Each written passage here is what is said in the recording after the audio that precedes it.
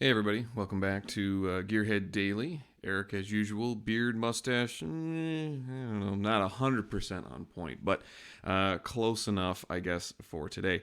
It's been a while, and I'm back. A couple things have been happening, but I want to tell you a great story about a guy I used to know who has passed away. His name is Kirby Judge, and I want to tell this story about him before I forget some of the things because I'm noticing the older I get, the less I remember certain things. But couple updates before we tell the story about the man, the legend, Kirby Judge. I hit 6,000 subs, which is really cool. So thanks a lot. Appreciate everybody joining me. I've also been traveling a lot for work, so I haven't had a lot of time to devote to doing cool videos and car stuff, and also doing some of the podcasts that I had started doing. So they're coming. I apologize. Just life has kind of gotten in the way of some things. You also notice that my two favorite paintings behind me are gone because they've moved because we are moving. My family and I have found a nice little place near here because it's actually just really close, a couple miles away.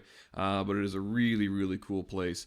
And once the deal is finalized, I will update everybody about it. And I think it's going to be a good move for everybody.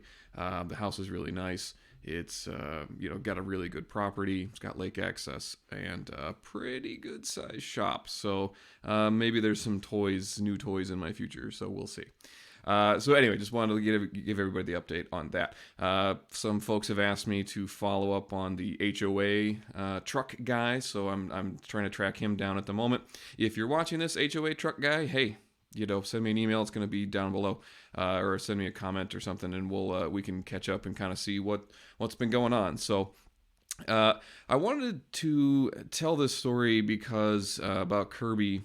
I had been thinking about I travel a lot for work, and I'm potentially in the Atlanta area, and I might be seeing Ed again, and thinking about some of the VinWiki stories because I still get messages from people, and people will recognize me on the street and all sorts of other things, and it's kind of cool. I'll be honest. People say, "Oh my God, you're that guy who did the thing," and that was very cool. So that said, I thought, well, I'm sure there's some more stories I've got up there that are pretty good. And you do car stuff for 20 years, you're bound to run into a couple characters. And I want to share the story of a man named Kirby Judge.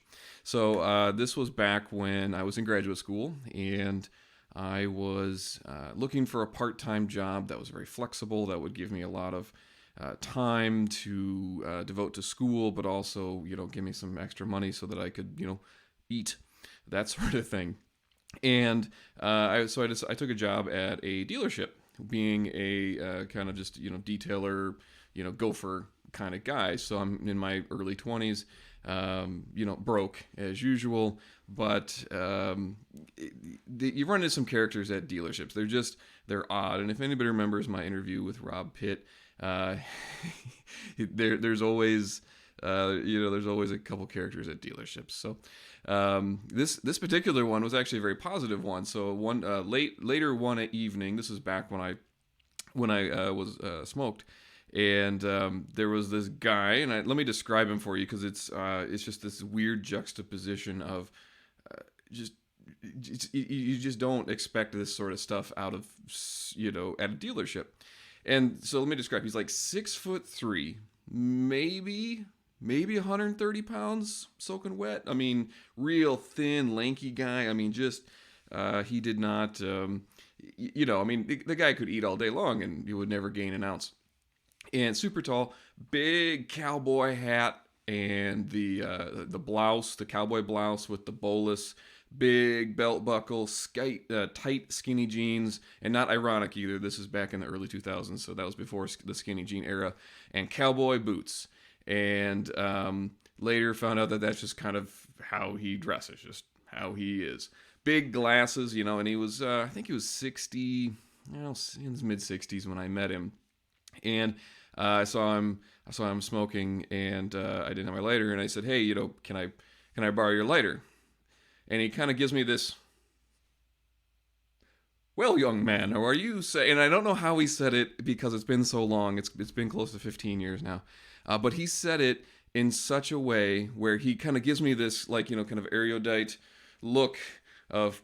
And he says, "Well, are you looking for?" And I'm not getting it right, but he said it in such a quick, just eloquent way. He said, "Are you looking for a rapid igniting source of fire, good sir?" And I went,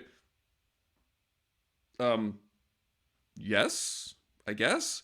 And he looked at me, and I looked at him, and I looked at him, and I said, why are you at a car dealership? You seem well spoken." We started talking for a little bit and changing ideas on philosophies and stuff because it was very intriguing. Like, nobody calls a lighter, a rapid ignition source. It was just odd. And we got to talking, and he turns out extremely well read. His vocabulary was huge, and I'm always impressed with people with big vocabularies. So I was like instantly drawn to this guy to just talk to him and just get to know him a little bit, because here he was in the middle of nowhere, Minnesota, selling used cars, dressed like a cowboy. And he was the kind of guy that he wouldn't care if that outfit was popular or not. He would just wear it because, well, he that was just him. And he was very generous. He was a very nice guy, extremely well read, and one of the most eloquent people I've ever met. And I would say the most wise person I've ever met. And the reason I found out he'd only had a 6th grade education. He had to stop. He said his story was that he had to stop going to school at 6th grade and then go work for the family and that sort of thing. And this is back in I assume the 40s or 50s or something to that effect. So maybe not have been all that unusual back then. So he tells me, yeah, 6th grade educated, that's all I got. But, he's just a worldly person. And I believe there are certain people who are just bound to try and know things. And Henry Rollins is one of those people, like you throw those types of people into really bad environments and they still come out as, worldly people. So in my experience, there are those kind of folks. And he was just so interesting, and he would tell all these just crazy stories. And one of the ones that he told me I thought was most interesting. He says, "Eric, I firmly believe that you should talk to Jesus before you meet him." And I'm sitting there going, okay. He says, "Let me tell you about an experience. I did not talk to Jesus before I met him, and I was in Mexico, and at the bottom of a hill there was a little man selling peyote. Now, Eric, I took that peyote and I climbed that hill, and at the very top of that hill was Jesus himself. And yes, he is real." And him and I later talked, and he's not a religious person. He considered himself more agnostic, but he firmly believed that he met Jesus while high on peyote at the very top of that Mexican hill. So I thought that was pretty funny. He told me another story about how he went hunting. And back in the day, he used to sell Kirby vacuums. So if you are familiar with these things, they weigh about 800 pounds. They're made of complete cast iron, but they are absolute tanks of vacuum cleaners. My mom had one, and I remember that thing, and it's just this, and I remember, it's still to this day, she still has it, and it still works. And this is a 35-year-old vacuum, and he used to sell vacuums.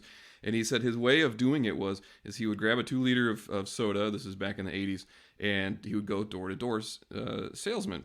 And he was Kirby's my name and Kirby's my game. And that was his big way of doing it. And he would throw a 2-liter soda at somebody and say, "Here you go. Let me, you mind if I give you 2 minutes?" And he said he was claiming he was making 6 figures in the 80s just selling door-to-door vacuum cleaners.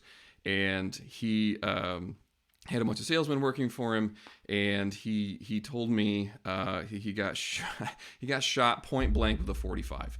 So here's his story. This is what he tells me. And I have no reason to doubt him because he showed me the scar, which would be right here in his shoulder. He kind of took his shirt down, and you could see this hole about yay big in his scar, and he said he had a guy who was a great salesman, made him a lot of money, and he would give him kind of 10 vacuums at a time, and then, he would pay him back. He says, "Well, I knew the guy was on cocaine, and I know that he liked to party a lot, and that he would often disappear for weeks on end, but would always pay. Well, this time he wasn't paying, and so Kirby decided to show up at his house and just, by himself, unannounced. And the guy shows up, opens the door with a .45 revolver, I don't know, 45. He said a 45. The hole was big enough in his shoulder. I believed him. He says he pointed a gun right at him, pulled the trigger. Thankfully missed, center mass, hit him in the shoulder. Kirby goes down. The guy freaks out because obviously he just shot somebody, and he bolts and runs. He so high on cocaine, runs into a tree, gets breaks both of his legs. And the cops are like, Kirby, what happened? Tell us who did this to you, after he's scooped up by paramedics. And he refused to testify against him because he said, in my opinion, Eric, that man had karma happen to him. He got his punishment. He didn't need a further punishment from me. So I thought, okay, fair enough. I mean, that's most people wouldn't do that. So I completely understand both sides of that. So that was one of the things. He also told me he shot a friend's car. He said him and his buddy were making a ton of money back then. In the 80s, $100,000 was a lot of flipping money. So he said they went hunting one day, and his friend had a brand new Cadillac Eldorado, the two-door one with the convertible deal. And he said a friend ran his foot over while they were about to go hunting, and of course he had a shotgun in his hand. And he goes, "It pissed me off, so I shot his car." he says it was already loaded, ran my foot over, and I'm pretty sure he did it on purpose. So, boom, shot his Cadillac. Thought that was pretty funny. Kirby, he had just a ton of these things, but he was also the kind of guy who was extremely generous. Like I said, he would give you. I mean, the deal with him was, I found out he had this very interesting philosophy, because I'm a believer in, is if you get a real good look at death, right? You get a long stare down with your own mortality. You become a different person. And he had, when I met him, he had cancer. He says, "Eric, I've got lymph node cancer, and the doctors gave me 3 months to live." I said, "Wow, holy cow!" And he wasn't shy, but he was pretty open with it. And what he said was, "It's been 3 years since that diagnosis, so literally every day could be my last day." And so he spent all the money he had. He said, "Look, it's not worth taking with me, so who cares? I'm just taking this job because I need a couple dollars to eat and live and that sort of thing." But for the most part, he was just doing it so that he could live. But otherwise, on his off time, he was doing everything to live life as much as possible. So this is the kind of guy that would tip the hostess when we went to a restaurant once. He tipped the woman who took us to the table, and I said, Kirby, you don't really have to tip those people. And he goes, "I know, but imagine how great her day will be later." And she's thinking back on this for no reason. She just got $5.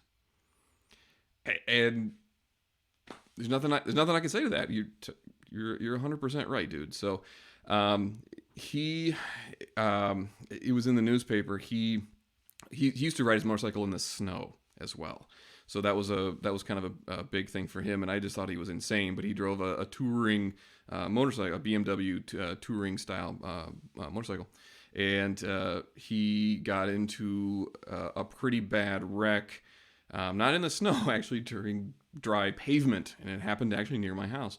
He had a blowout in a tire, and I talked to him while he was in the hospital, and he says, "Eric, all I remember," he says, I don't remember a whole lot, but what I do remember is I do remember the tire blowing out, the trying to, the bike turns into, started to tank slap a little bit and started to veer towards the center divider. And the center divider had, those big, 8-9 inch curbs. And he said, "You know what? It's either going to hit that and I'm going to launch off the end, or lay the bike down and take my punishment." He goes, "Eric, I chose at that moment to lay the bike down and skid. And then I remember waking up in the hospital, and that's it." So at the time, I had a friend who was in the police department, and I was very concerned about Kirby. So I called him and I said, "Look, my friend's been in an accident. What happened?" And he said, "Well, from the report, Kirby had an accident, single motorcycle accident, did not hit anybody else. It was just him. He wasn't doing anything stupid that anybody was aware of. He was just kind of riding his bike. And what happened was he had hit the curb with his shoulder, had full leather on, so that was pretty cool. Full leather, helmet, the whole bit. He hit the center median with his shoulder, and carnage happened. He apparently was alert enough to where he was describing to the paramedics what was going on in a very extremely calm way, with his shoulder all whacked out and his helmet's all beat to crap and that sort of thing. And I told him this. I said, Kirby, apparently you were coherent. You were awake during that whole bit. And he goes, I don't remember a damn thing. And Eric, isn't the brain an amazing thing to be able to take such trauma so that you don't remember that sort of crap? And he just had this way about him that he made you really think about just your outlook on life. And I miss Kirby because he passed away a couple of years after that, and I wasn't able to catch up with him. I had caught up with him a few times after that, but I kind of lost touch after I left the dealership when I finished graduate school. So it was yeah, I mean, he was just one of those cool guys, most well-educated person who had never gone to school. Sometimes you run into these people who are just so worldly that education is beyond them. They don't really need it. So extremely well read, extremely well spoken.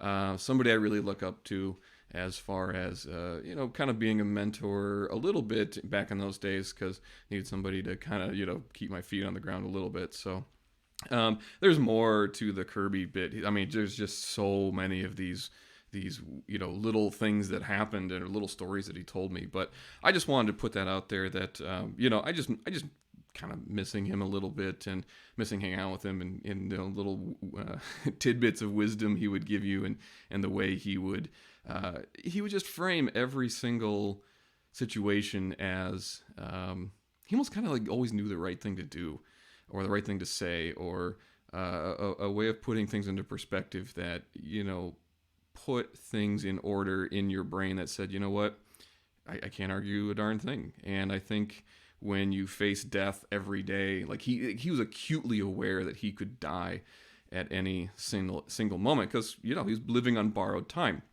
So he was acutely aware that any day could be his last. And I know a lot of people say that out loud, like, "Oh, live every day as if it's your last." He really lived it. He really did, because it was a reality for him. And he used to smoke Marlboro Reds, and people would give him a hard time, like, "This smoking will kill you." And you go, "I got lymph node cancer. What's it gonna do to me?" But he just had this way of saying those sorts of things. So anyway, I was just thinking about my experience on VinWiki. Somebody had recognized me recently, and I was thinking, well, I got some other stories, but Kirby was one of those guys, and there's just so much to it. His construction days, talking about hunting and all the money he made doing the Kirby vacuums, and there's so much to it. So anyway, I wanted to put that out there. This is getting a tad long, so 6,000 subs. Thanks a lot, guys. Really appreciate it. And that's the update. And I'll try to get back as soon as I can to doing more stuff and following up with stuff and doing some of the podcasts and stuff. But just right now, life's a little crazy. So anyway, thanks a lot. Have a good one, guys.